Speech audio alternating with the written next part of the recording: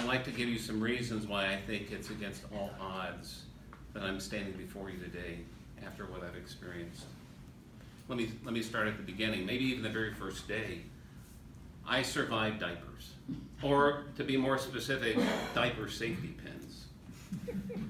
A sharpened pin that's attached to a coiled wire connected to a cap that's at the end of a pin. Has anyone ever conceived of a more dangerous, menacing device? These are ridiculously dangerous. That's the reason why we're all covered with scars on our tummies from where our parents accidentally poked us during our childhood, until they discovered, or until disposable diapers became common. And despite this general knowledge of the dangers of these so-called safety pins, unavoidable accidents always occurred, even not just the accidental scratches on stomachs and body parts, but even internal injuries. There are even medical devices that were invented that extracted safety pins from child's throats. So, as another example,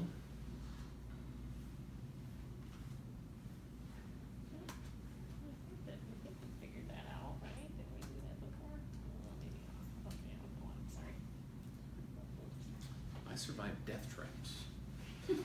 One of the first cars my family owned, we had 8 children and 2 adults, and we all would gather into the car when we had someplace to go. I know you find that impossible to believe, but it is possible. There were 8 children in the span of 9 years, and you can actually fit 8 kids in that car, and 2 adults. But beyond that, these things have absolutely zero safety at all. In addition to the obvious lack of airbags and side impact protection and the modern advances which are available today with the chassis design and crumple zones in the car to absorb impacts, these absolutely had were absolutely death traps.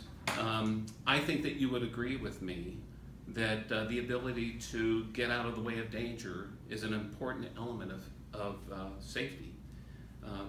The VW Beetle had very little power. It had a very meager engine, which means that getting onto highways or roads became dangerous and potentially life-threatening when attempting to do so. I survived seatbelts, or I should say maybe the lack thereof. Kids in the 70s weren't told to wear seatbelts, let alone they didn't even have their own special car seats. Quite a few vehicles in the 70s may have had car seats or car belts fitted, but state regulations didn't require these until the 80s or even the 90s. Little kids would sit in the passenger seat with a mother or father without a seatbelt, and this was the safety method used. You'd sit in the seat, and if you came to a quick stop, mom or dad flung their arm in front of you to stop your advance toward the windshield. I survived the station wagon. Not only were there no car safety belts, seat belts, or car seats, but we were often plopped into the back seat of a station wagon when we eventually sold the Volkswagen and got a station wagon, which I don't know if you've ever been in the very back cargo space of a station wagon, but there are virtually no seats at all. So in the back of the station wagon, you would be flung from one side of the car to the other, depending on how quickly mom took that turn around the road.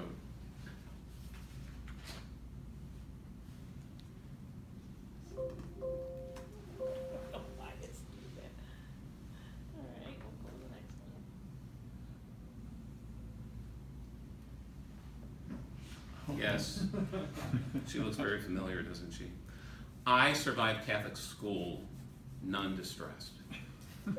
I have never been hit by a nun with a ruler, but I've had many friends who have been, and I've had many friends that have been taken out of the class by their ear, nearly ripped off by an angry nun. It makes me still very weary of nuns to this day. Survived the lack of sunscreen. Back in the 80s, bubbly skin and peeling skin was just the norm. It was just part of summer. We didn't use sunscreen. In fact, the only people that did use sunscreen were those that wanted to help their suntan. And there were even those that used baby oil with iodine, or even those that even took the album of a music cover and turned it into, with foil, turned it into something that they would bake their skin under the sun. My mother would drop us off at the pool for the entire day, and there was never any thought that the sun rays were any danger to us at all. I survived dangerous games and activities. Do you remember the term jarts? These are also called lawn darts, and they were possibly the most famous toy ever to be banned. They were responsible for over 6,000 emergency room visits and 3 childhood deaths. And let me say, everything that I'm showing you today is not just common to the era. These are the things that I went through personally. Fireworks. I survived fireworks. Kids, boys, fireworks. What could go wrong? Some of the most popular fireworks in the days were firecrackers, bottle rockets, smoke bombs, ground flowers, M80s, Roman candles, and a lot of these were fireworks that exploded at ground level, which caused the most amount of damage.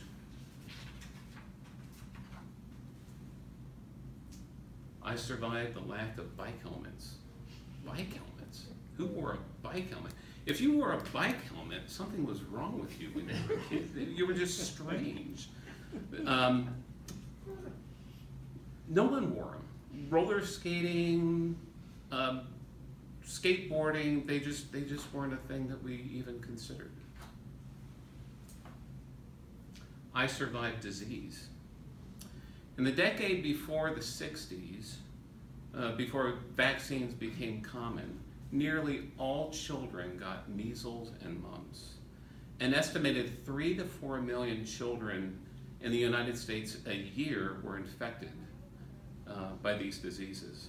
Also, each year of the cases reported, an estimated 400 to 500 children each year died of these diseases. 48,000 were hospitalized and 1,000 suffered encephalitis. Many of us remember as children spending an entire week at home with some of these diseases of childhood. High fevers, spots, pox, cheeks so puffed up from the mumps that you could hardly eat for a week.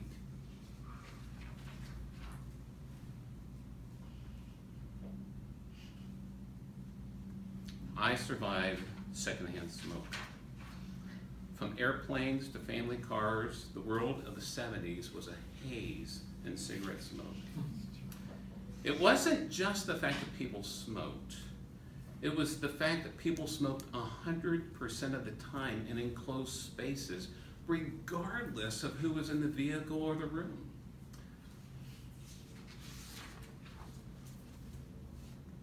I survived sugar. Cereal was breakfast. It came in multiple forms: wheat, corn, oats. Some came pre-sugared, and others came without sugar. Shredded wheat, Wheaties, Rice Krispies. That didn't stop us. 4 or 5 tablespoons of sugar in the bowl, and you were fine. And it didn't stop there. It continued with bread and Twinkies later in the day. These are just a few of the ways. There are many, many others, as I look back, that are, quite frankly, things that as parents, as a parent of 4 children, I would never think of exposing my children to. It's a miracle that many of us survived childhood in the 60s. Parents exposed their kids to secondhand smoke, encouraged the kids to run wild like dogs in the streets. It seemed free and easy and without a net. Danger was everywhere and hazards lurked in everything. Given today's hands-on style of parenting, it's hard to believe that some of us even survived the 60